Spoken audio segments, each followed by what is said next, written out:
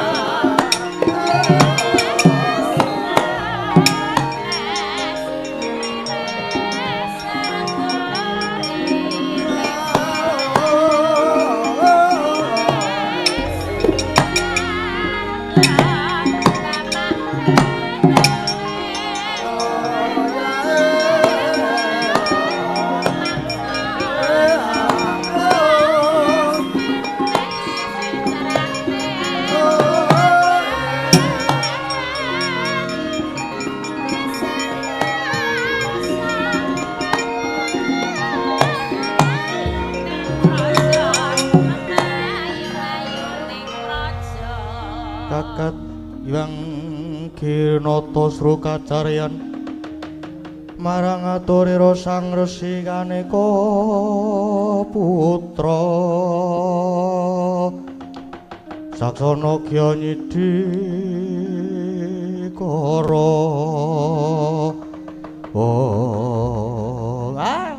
Mrekencong Maruda yang Pak Pong Bu Bala kali cudhe sapa sing gawe Adi Guru keparengan dithateng ingkang raka ing sithik pangudal-udal lan para putra-putra dewa dipun kanthi wonten papan dunungipun Bagong. Menika wonten wigatos menapa Adi Guru? Senajan ingkang putra penyarian ugi cumadung dawuh rawuh ingkang putra Punendra ki cumadung dawuh kula inggih nyadong dawuh Rama Pulun. Kula inggih nyadong pangandikan Wulun Kakang Narada marmane ulun tedhak utawi humyang marcapada marepake ungganing Bagong krana nalika semanten nampi dawuh dipun timbali Kakang Ismaya lumantar pameling dene suraosipun Bagong kalenggan mriku gadah gegayuhan badhe mbangun desa nanging wonten syarat lan serananipun Bagong badhe mbangun desa.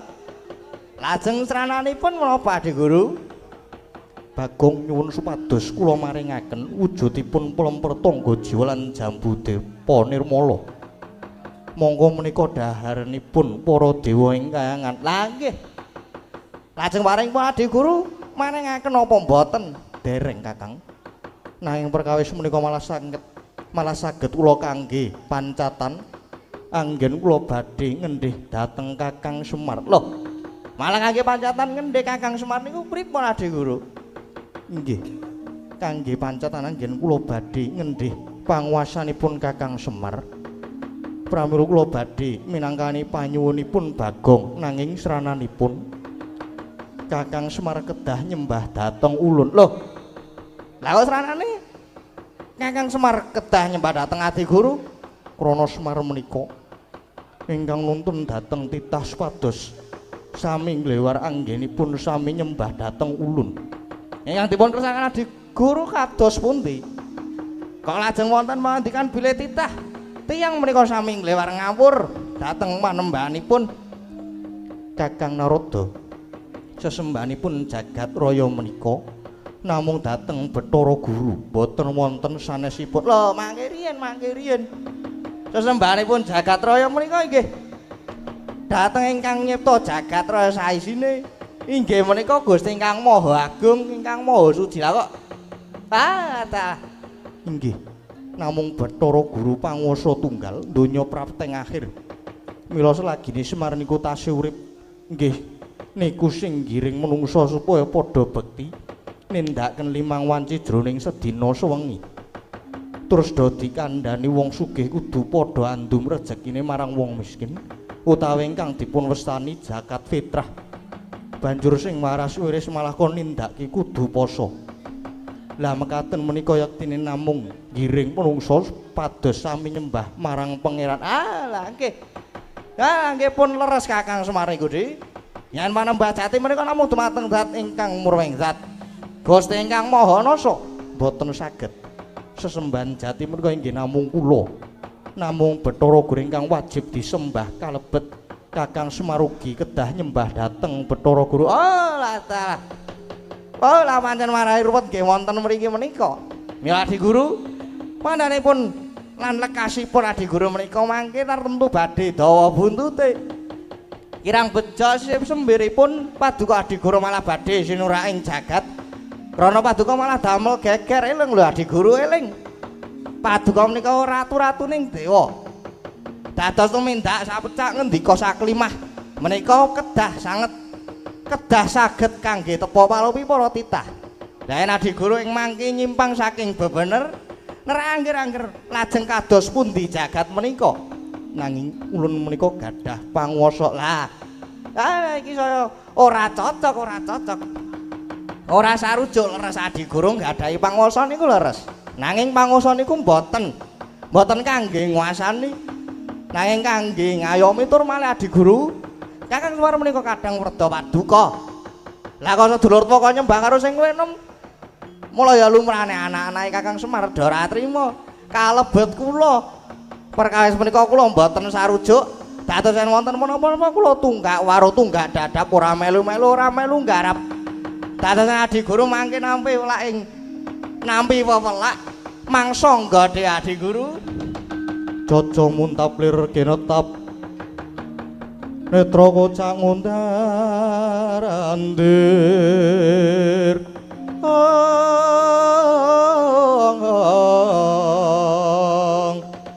Hitupnya mangala cokro.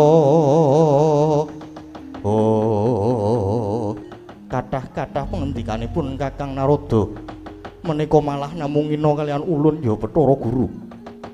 Wasipun yen Kakang Narada mboten nayogyani monggo Kakang Narada wangsul malih mawon ing kayangan perkawis menika ulun tanggunge lan ulun ingkang badhe ndadaki. Lah rak ngaten.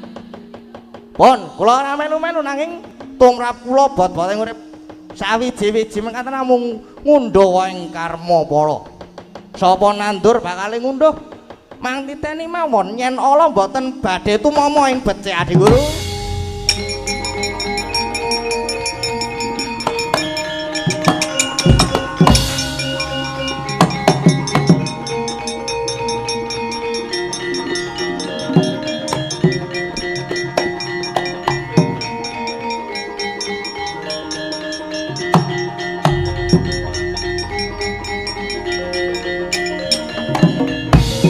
Pukulun menika Pukulun Narada malah lajeng oncat. Nggih. Pukulun Narada sajaipun mesgul penggalih. Ya wis ben ingkang baku Bagong wis wani murang tata marang ulun.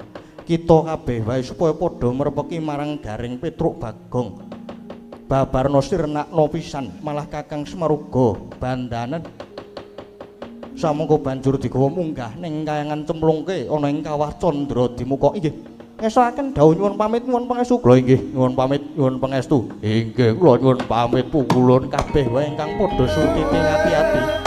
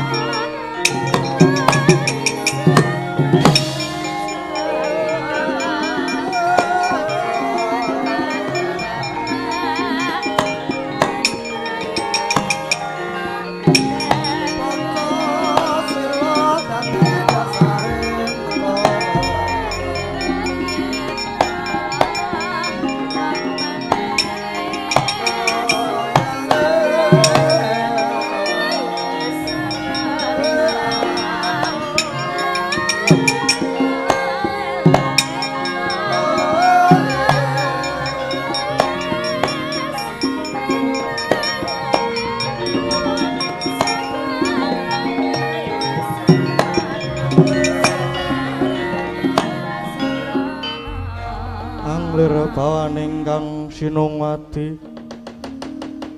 syawati jagat kinarya momong sarira tunggal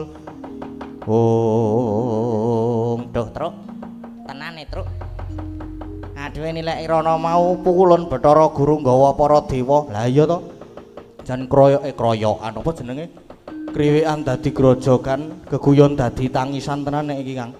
Kabeh yang merga saka Bagong sing wis wani karo Bathara Guru kuwi. Lah ya nek ngene iki lah ya kabeh terus melu repot ta? Ha ta, Truk? Iya. Kabeh melu rekoso. Iki dang apa ta iki?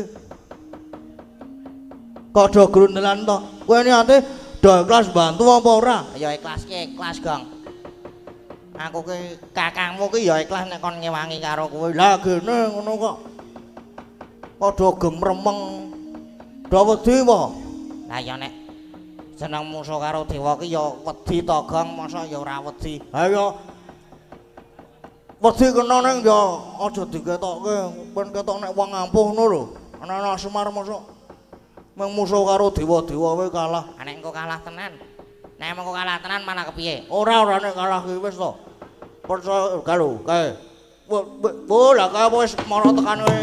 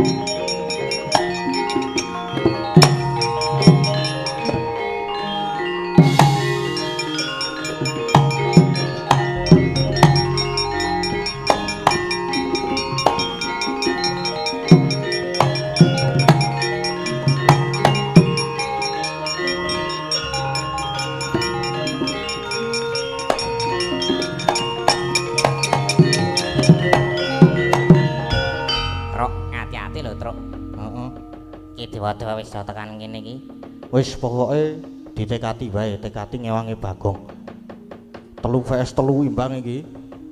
Aku tak musuh karo Bathara Indra kae sing dedeke gagahe meh padha karo aku. Aku tak musuh karo Bathara Penyaringan sing padha cilike. Engko lek Bagong kepiye? Aku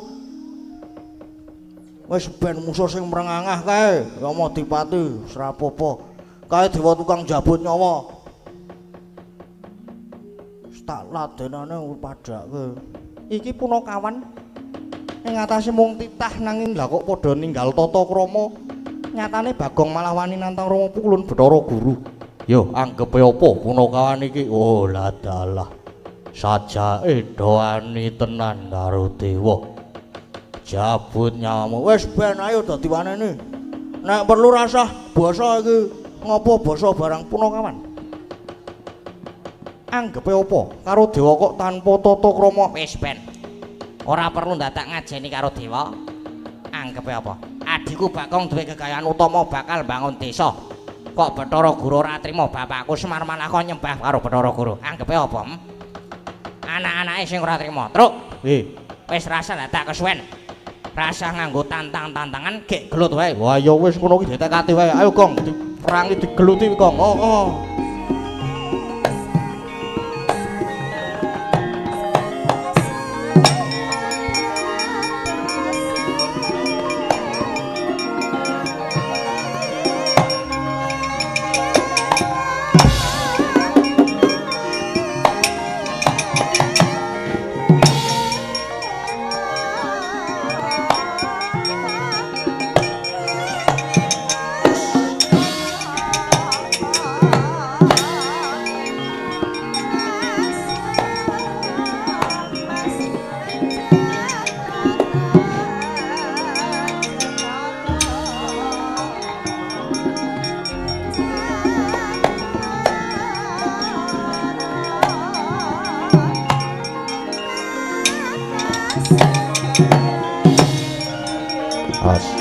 Ayo.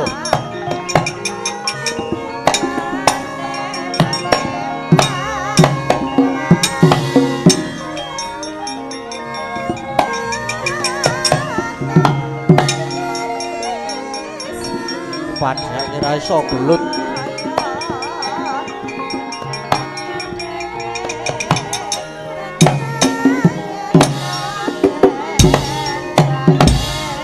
Sambato.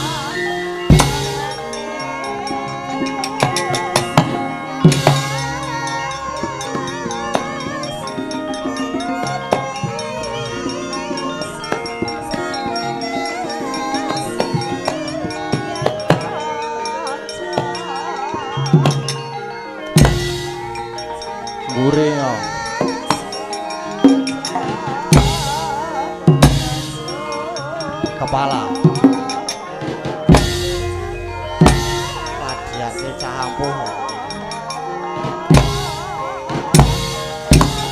Mati.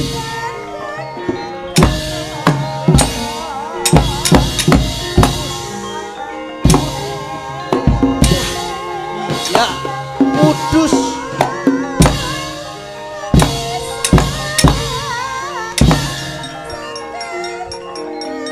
Ayo, maju rene Petruk.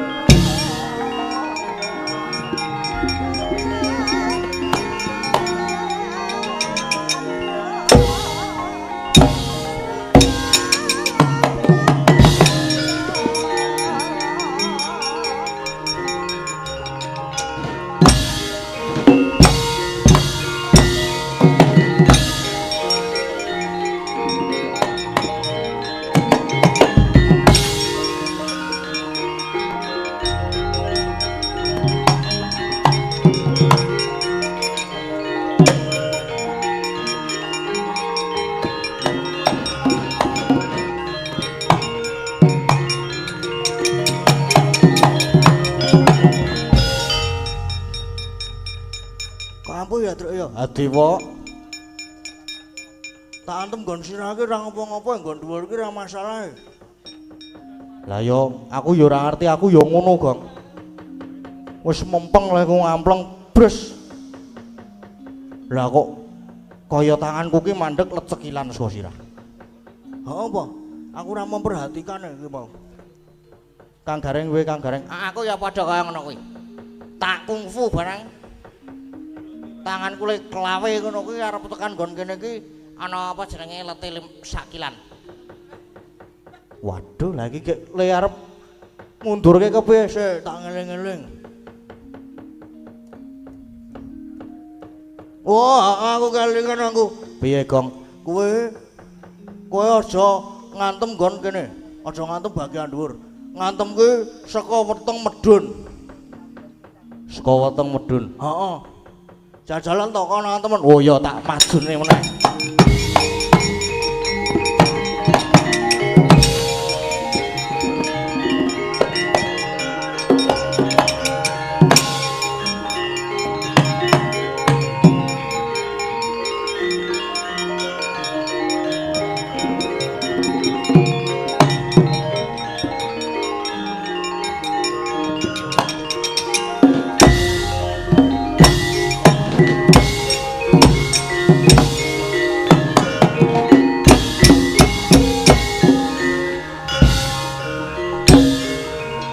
Jar kowe.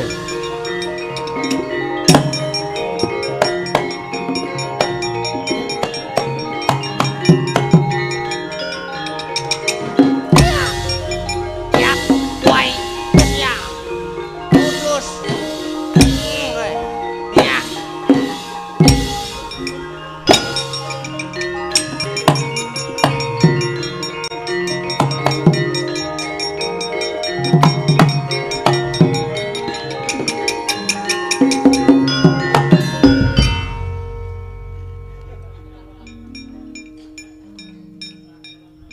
Gong. Gong. Gong. Kang, Gong. Kejabut nyawamu pole. Gong. Gong.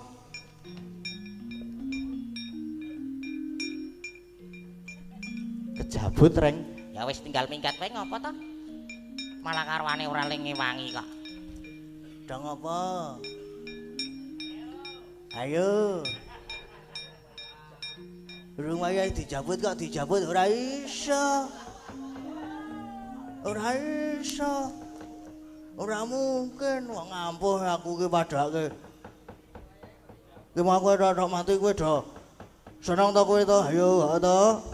Ayo, ngaku wae. Heeh to? Ora, Gong, ayo. Mung kurang kowe lho, Gong, sing durung menang ki aku wis ngundurke Bathara Indra, gak Kang Gareng wis ngundurke Bathara Penyarian. Oh, kurang aku to iki. Oh, kurang kowe tak Jabuti nyawane. wis ditonton wae, Kang. Heeh, ditonton wae. Padhake kae iki. Cah gleleng ngono ki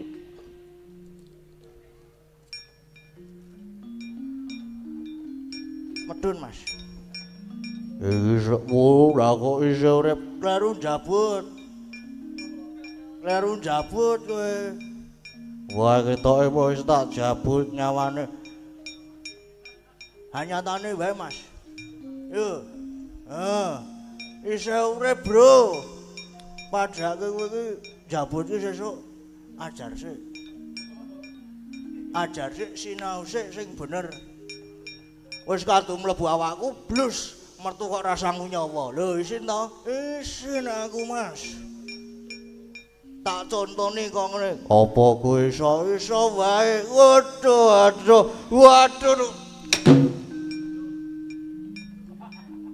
Beres.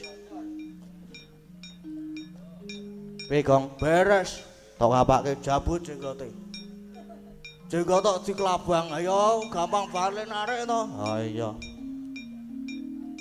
Neng kuwi ngono ki mung semaput lho. Heeh, apa?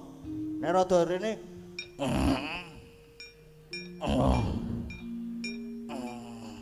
Waduh.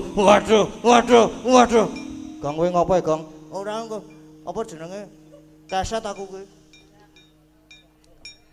Nang kok rada ana grenjel-grenjele iki apa ya, Truk ya? Mulane kok geke digorono wae mesake kanca-kancane lu mundur done kono kok kuwi nang kono dhewe. Syarat wae, Bro. Rene, Mas. Oh, Bagong iki kejem tenan nek Bagong iki. Anarkis ya Bagong iki. Ayo Rono. Waduh, aku wis ora iso ngopo. Wis ayo to. Aku ora ngayal to, kandhane kok. Oke. Ane. Oke. Ayo Rono yo. Ora ngayal to kowe iki.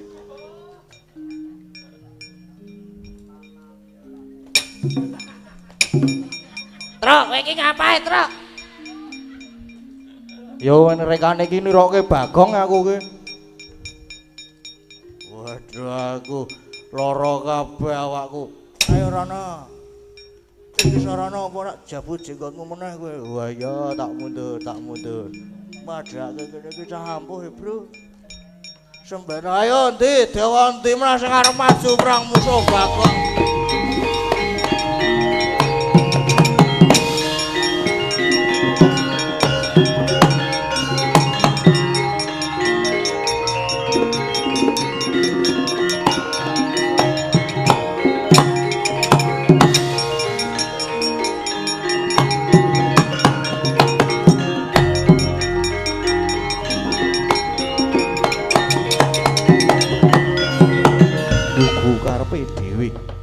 Atas dewa-dewa wae kalah karo Punakawan. Punakawan gawe wirange para dewa Cis Trisula Tampanana.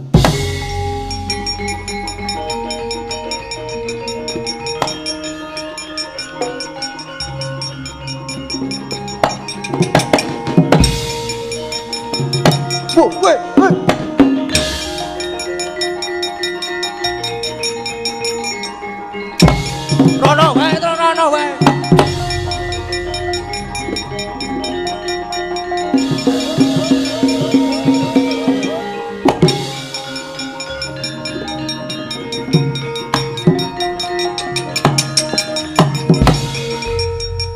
Ngopo e, Gong?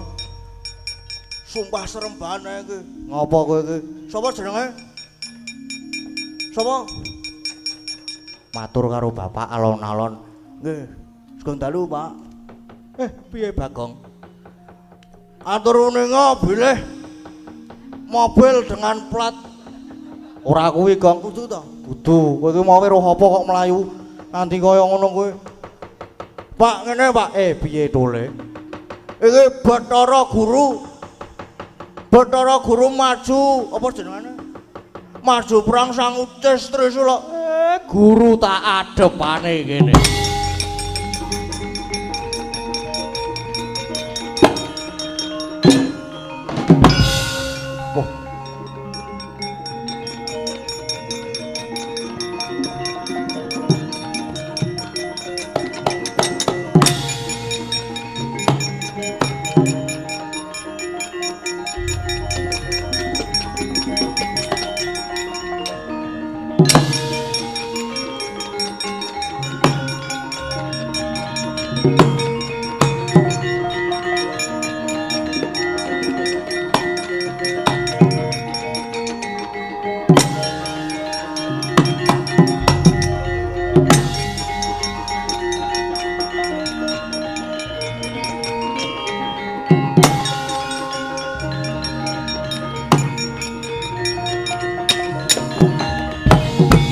Kakang Semar. Ngono sewu yen saiki basaku tak jabel. Lan pancen kabeh wis tak dadaki. Iki aku wis ngasta pusaka Cistrisula. Iya Guru ya. Kowe saiki ngadepi marang aku nggawa Cistrisula. Pancene mono aku ora wedi ngadepi. Mbok ya tok tamake malah bakal tak ungalke dadaku. Ning mbok ya dipikir nek kowe arep mateni Semar kok ning Marcapada. Ya nek Semar tok tamani Cistrisula ki tumengkaning pati. Nek ora apa ora malah barang wirang kowe? Apa ora kucem asmamu Bathara Guru mra? Wis ayo. Aku arep tok kapake, arep tok jur luluh aku anane mung manut.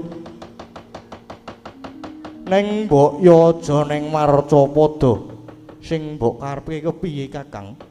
Wis to, pusakamu ki sarungana dhisik. Tak jak rembugan apik-apik ngene ya Guru. Kaya kandhaku ngarep mau suruh dinulu, saru dinulu nek aku karo kowe iki sedulur kok padha regejekan. Lah nek kowe arep mateni Semar ning lehmu mateni ning Marcapada ki ya saru. Saru nek didelok para titah Marcapada kene. Mula wis to, aku arep tok kapake, arep tok juruluh aku anane manut ning aja ning Marcapada kene. Ayo, rasa mbok bondo saiki aku gawane ning kayangan. Aku arep tok kapake manut neng watone gegayuhane Bagong nggone bakal bangun desa bisa kasembadan. Waton kowe mengko gelem menehi Bagong ya kuwi wujude pelem pertangga jiwa lan jambu dipa nirmala Semar arep mokjak kepiye arep tok kapake anane mung manut. Kagyatrisang kapirangu Rangkul kinempit kempit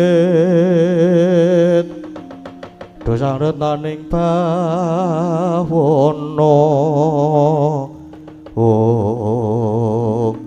Menapa menika saestu Kakang Semar? Aku wong tuwa dasare aku ya dulurmu tuwa. Aku ora goroh malah ora mung aku sing mbok gawa ning kayangan anakku gareng karo Petruk iki mengko sisan ben melu ning kayangan. Lho, Truk. Awake dhewe arep dijak ning kayangan karo bapak. Lah terus iki kok Bagong kepiye? Bagong ben ditinggal ning kene.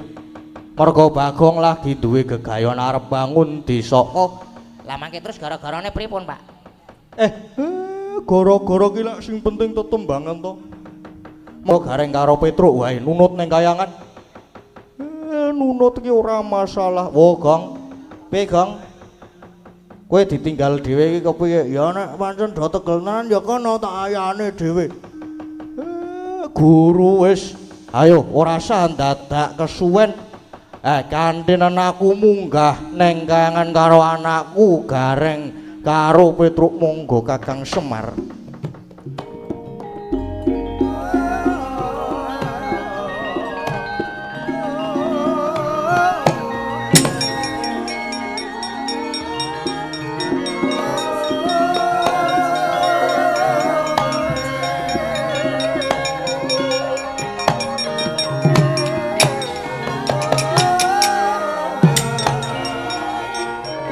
Tinggal ya, Gong. Gong lak tinggal ya, Gong.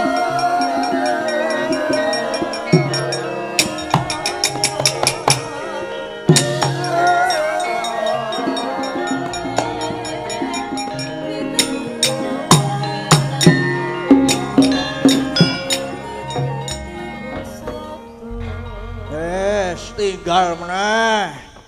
Rumangsaku kok ket mau gur ditinggale. Alah ora melu gara-gara mengarep njaluk apa pelem karo jambu kok angele ora jamak. Kok ya dingel-ngel mentok uripku ki wong ya aku duwe gegayuhan sing apik, aku ki duwe apa jenenge rencana sing kira-kira ki bisa membuat para masyarakat ki do seneng kok ya dadak dingal-ngal ki. Kok kaya ngene to apa jenenge pacobane Bagong kok abot banget ta iki. Aku ki ketoke rumah saku ora tau kleru nek karo dewa ki ora tau duwe salah lah kok nganti dingal-ngal kaya ngene. Bapak karo kakang-kakangku berdunggaken ing kayangan. Mbok arep dingapake nek kok saka pirasate Bagong kok punya pirasat buruk ya. Nang sing jenenge apa jenenge duwe gegayuhan ki ora kena apa jenenge langsung terus nglokro mbasan ora ketemu dalane terus trima wurung wae. Wah aja kuwi dudu jiwane Bagong. Bagong ki cah ampuh. Ana nek ngene iki nek dhewe ya mumet dase aku. Sek. Bapak ki duwe sedulur tunggale ki 3. Sing nomor 1 ki ana Siwa Tejama Wataga kae. Wah, ana. Aku entuk ide cemerlang nek iki. Iki umpama aku sowan ana nggone Siwa Taga iki nek njaluk bantuan ngono kuwi karo ngejokke proposal ki kira-kira ditampa apa ora karo Siwa Taga kuwi.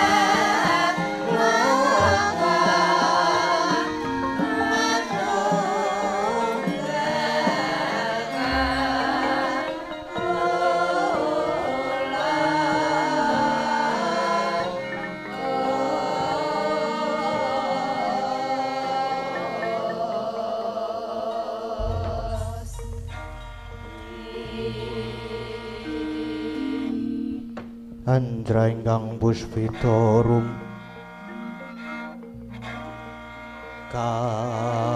kasiliring samira nomre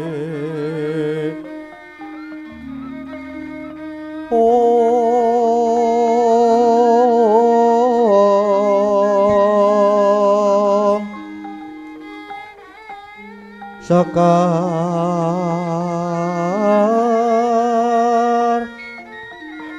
kadung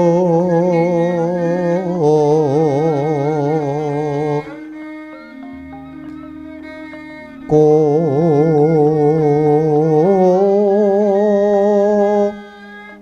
ngas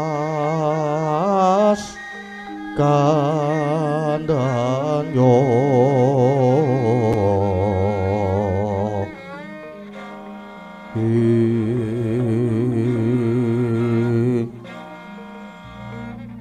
maweh raras retnaning diya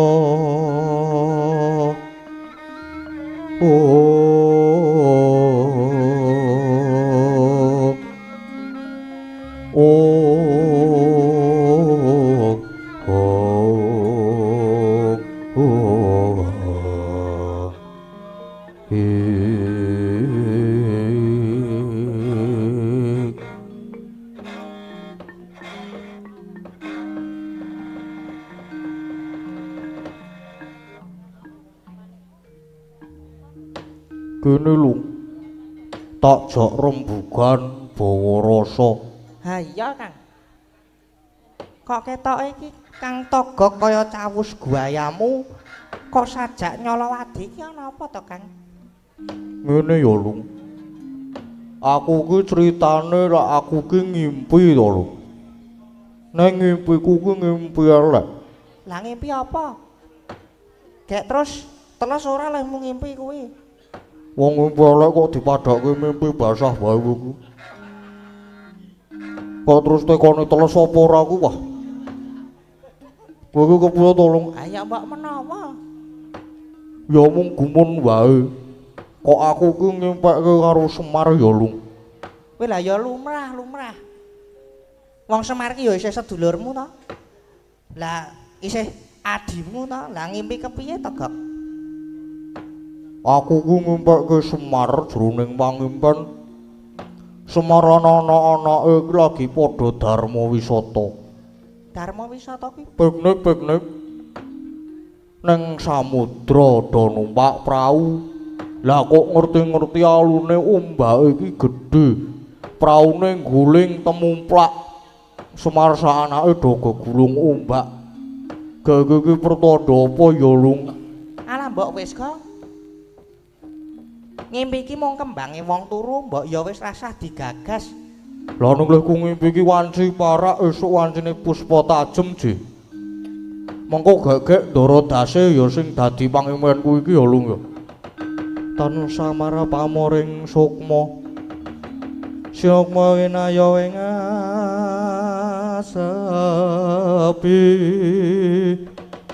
Siwan langing kalbu.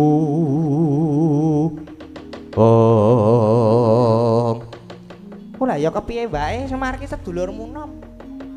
Nek pancen rasamu ki ora kepenak, apa saiki dikaroke wae ning Karang Kadempel? Apa ya kudu ngono kuwi ya, Lung ya? Lah iya no. Dikaroke ning Karang Kadempel. Apa kudu ning Karang Kadempel? Nuwun. Nuwun. Sapa Lung kae Lung tileke lho. Sinten nggih? Kula nuwun. Lho kok kowe to? Ora guyon Lung, guyon tilekana lho. Sinten nggih? Kula. Kula sinten? Kula nuwun. Kula nuwun. Assalamualaikum. Sinten? Kula. Kula sinten? Kula nuwun. Konon mlebu Lung bane marai emosi.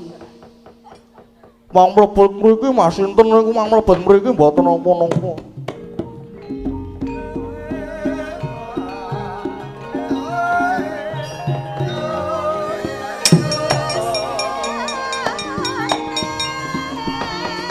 Kula nuwun.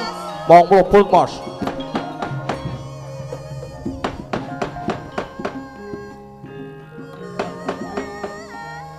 Iki dikunci.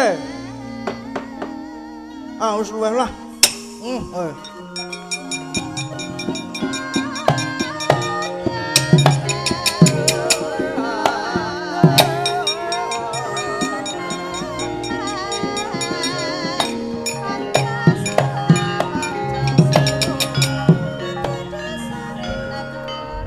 Rawange rasa dibuka wae. Lha pun Bagong to. Heeh. Wah kok ki lawang geser, Gong. Tok surung arep tekan sok bodo ora bakal kebuka. Lah kok lawange wis geser gone Semar wae lawang wae disurung sithik ambruk. Sorawangun blas nang kene lawang geser. Oh, piye slamet to, Gong tekan kene? Heeh, slamet. Kok dhewe iki? Lah karang wis ra ndek kanca aku saiki. Aku ora duwe kanca ki kepiye? Iki mau kuwi dadi kuwi tak critani ya wae ya. Yo. Aku kuwi lak duwe gegayuhan. Oh. Aku ki duwe gegayuhan ya kuwi mbangun desa. Terus aku ngrawuhke bapak karo Kang Gareng karo Petruk. Terus lakon ewang-ewang mergane sing dadi apa jenenge syarate gegayuhanku kuwi ben iso apa jenenge lancar ben iso sukses ki kudu nganggo pelem Pertangga Jawa karo jambu mangli. Anu sapa? Jambu Dipanirmala. Ngono, lah aku lak ya nggone para dewa to, Gong. Ha iya. Terus bapak takon apa jenenge? Ngundang Bathara Guru. Karo ndemok kunjungan kene iki terus Bathara Guru mak clorot medun nang nggon aku mau. Oh, terus Lah kowe tak tembung pelem karo jambune kuwi mau tak tembung. diparingke apa ora? Ora ning malah apa jenenge digelem maringke nek bapak ki wis nek bapak ki gelem nyembah karo Bathara Guru. Lah kok kaya ngono kuwi? Lah aku kan sing sebagai anak ragil kan ora trima to. Wogok-wogok. Iya ya bener nek ora trima. Terus kepiye? Ah terus dadi sulaya rembug. Terus dadi geger kriwikan dadi grojogan geguyan dadi tangisan. Kaya ngono kuwi. Oh, lah terus aku Semar karo kakang-kakangmu Gareng Petruk kuwi do nendi? Iki dadi gawa ning kayangan terus mbok arep dikapake nang ketoke Bathara Guru kuwi ngajak watine kakane Semar. Dek arep ketoke mung arep dicemplungke nang kawah Candra Dimuka. Oh, lah kok kaya ngono kuwi? Lah terus aku karepku kepiye? Ya karepku kuwi nulungi lah sae-saesane ning aku ya wis ora awang aku kuwi ya mung derajate Bagong ora duwe kekuatan apa-apa. Mulane terus aku sowan mrene iki arep njaluk pitulungan karo Watagok. Ngono, Gong. Anu nggih anu iya. Aku ki wis melas kaya ngene iki mau teko kono tekan kene ngepit. Lek ku nyolong gone bakul es degan. Kuwi dadak doyak-oyak sik. Apa ora ngenes tenan to aku kuwi wae. Oh ya tak tulungno aku ora iso nek kon nulungi kowe melu munggah ning kayangan ora iso. Lah sebabe Wis pokoke ora iso, ora usah perlu didrarepku tak ewangi ning saisoku. lah saiki arep ngewangi model kepiye? Aku seneng lho aku nek ngene iki wah aku dadi bahagia aku. Kepiye arep diwangi cara kepiye? Cara kepiye wis aku meng manut. Wis saiki melu aku ning mburi, mengko tak dandani. Mengko kowe ngilu wong kok lak kowe pangling karo awakmu dhewe, Gong. Oh ya aku meng manut.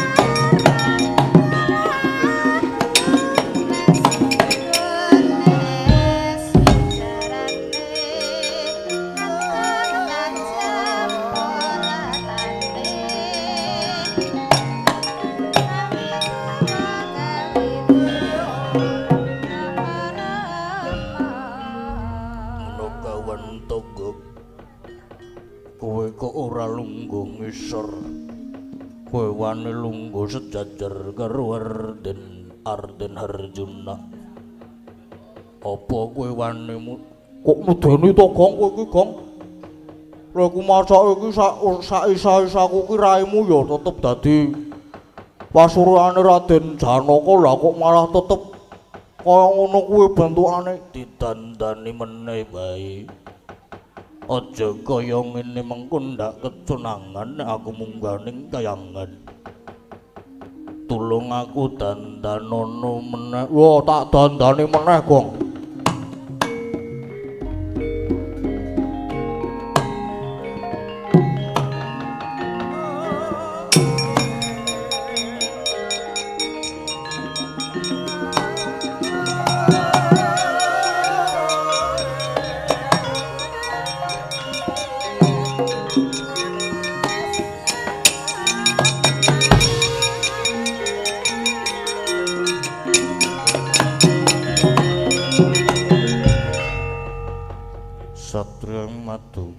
Raden Arjuna Sasrabau. Rasa nganggo Sasrabau Raden Arjuna. Banjur nek wis kaya ngene iki aku kon kepiye Wataka. Munggah ning kayangan kuwi wis apa lek kundandani kuwe wis include kuwi apa? Include wis termasuk apa jenenge kadigdayan. Dadi kowe munggah ning kayangan ngramano para dewa-dewa tak tonton saka ngisor Gong. Ngestuaken jauh.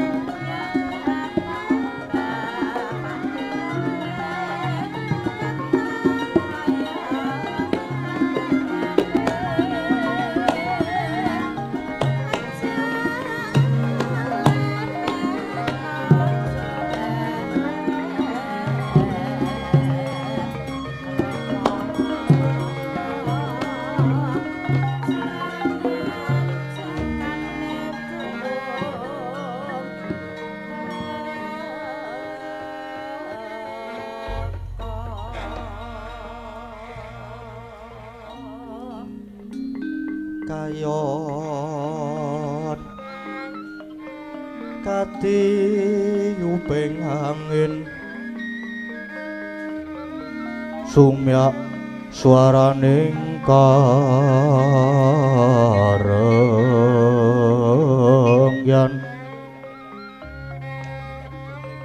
samirana mawar iris lumrang kandaning puspita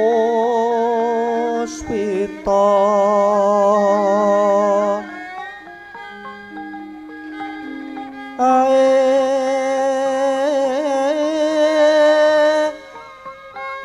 ana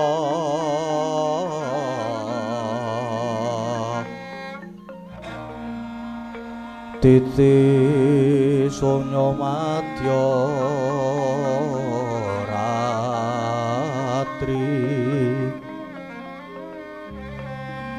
raras rumendeng akoso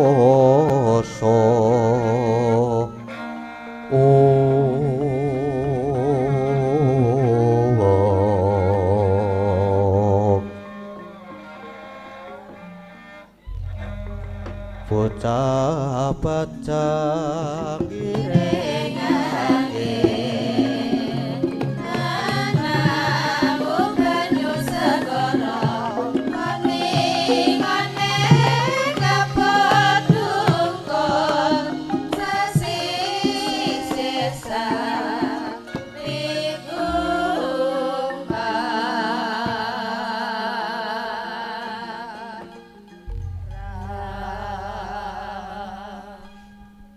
sireping sawang arka gumantos sing dalu jroning ratri derewong teng ingkang kacarita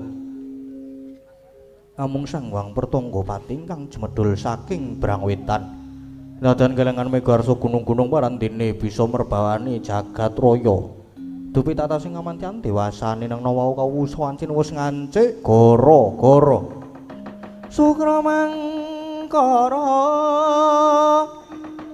tumpak mendo tete kaloba sumawar cita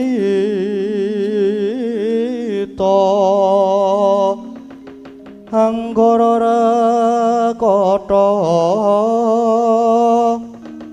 Buddha Maesaraswati mintuna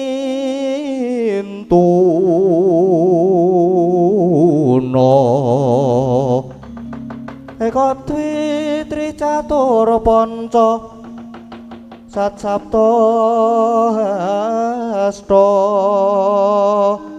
astana wadasa